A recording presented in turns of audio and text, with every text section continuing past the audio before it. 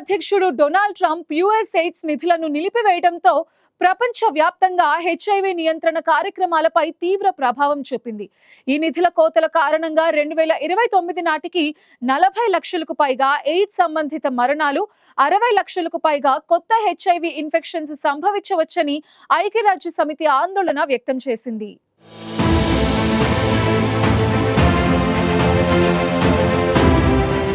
America అధ్యక్షుడిగా ప్రమాణ స్వీకారం చేసిన ట్రంప్ అన్ని విదేశీ కార్యక్రమాలకు 90 రోజుల పాటు నిధులు నిలిపివేస్తూ ఒక ఎగ్జిక్యూటివ్ ఆర్డర్ జారీ చేశారు.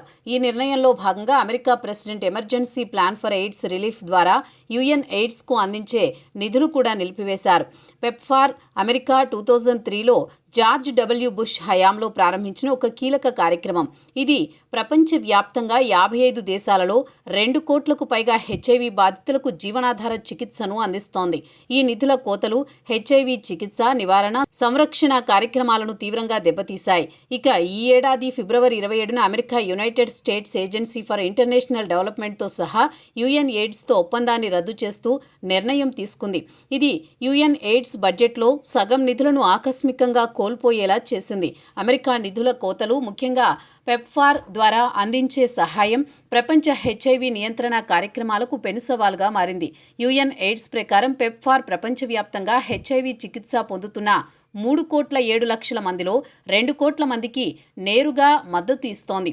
ఈ నిధుల కోతల వల్ల ఆఫ్రికా, ఆసియా మరియు లాటిన్ అమెరికా దేశాలలో హెచ్ఐవి నివారణ కార్యక్రమాలు, కమ్యూనిటీ ఆధారిత సేవలు, ఔషధ సరఫరా తీవ్రంగా దెబ్బతిన్నాయి.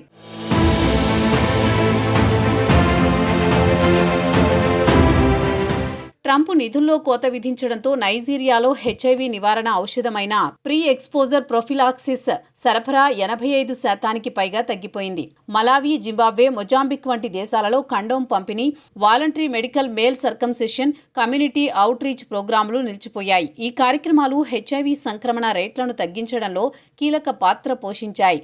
కానీ ఇప్పుడు ఇవన్నీ నిలిచిపోయాయి.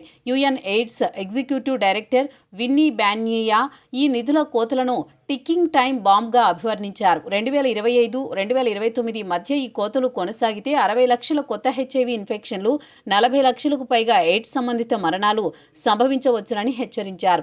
ఇది గత 2 దశాబ్దాలుగా ఎయిడ్స్ను నియంత్రించడంలో సాధించిన పురోగతిని రద్దు చేస్తుంది. 2004లో ఎయిడ్స్ మరణాలు 20 లక్షలకు చేరుకున్నాయి. కానీ పెప్ఫార్ ఇతర కార్యక్రమాల వల్ల 2023 నాటికి ఇవి 6.3 లక్షలకు తగ్గాయి. ఈ నిధుల కోతలు ఈ సంఖ్యను మళ్లీ పెంచే ప్రమాదం ఉంది. హెచ్ఐవి బాధితుల సంఖ్య అత్యధికంగా ఉన్న సౌత్ ఆఫ్రికాలో రాబోయే 10 ఏళ్లలో 5 లక్షల మరణాలు సంభవించవచ్చని అంచనా వేస్తున్నారు.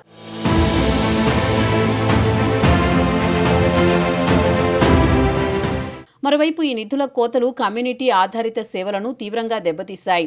హెచ్ఐవి నివారణ, పరీక్షలు, చికిత్సా సేవలను అందించే డ్రాప్ ఇన్ సెంటర్లు, కమ్యూనిటీ హెల్త్ వర్కర్లు, పీర్ ఎడ్యుకేటర్లు నిధులలేమి వల్ల మూతబడ్డాయి.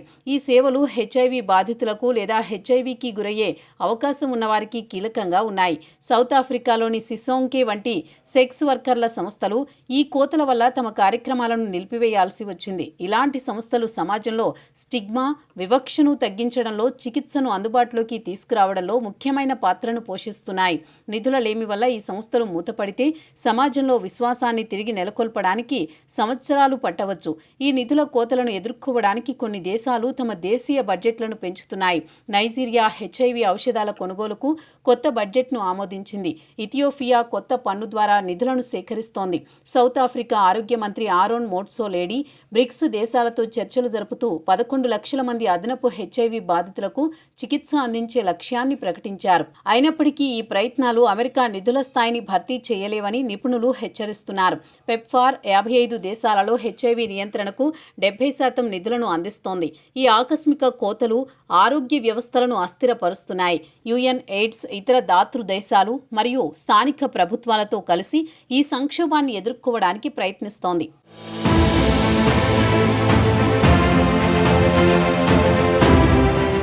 ఈ నిధుల నిధుల కోతలు కొనసాగితే హెచ్ఐవి నివారణ కార్యక్రమాలు మరింత దెబ్బతింటాయని, కొత్త ఇన్ఫెక్షన్లు పెరిగే ప్రమాదం ఉందని యుఎన్ ఎయిడ్స్ హెచ్చరిస్తోంది.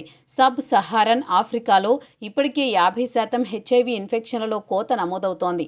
అదనంగా ఔషధ పరిశోధన, హెచ్ఐవి వ్యాక్సిన్ అభివృద్ధి, క్యూర్ కోసం జరుగుతున్న పరిశోధనలు కూడా నిలిచిపోయాయి.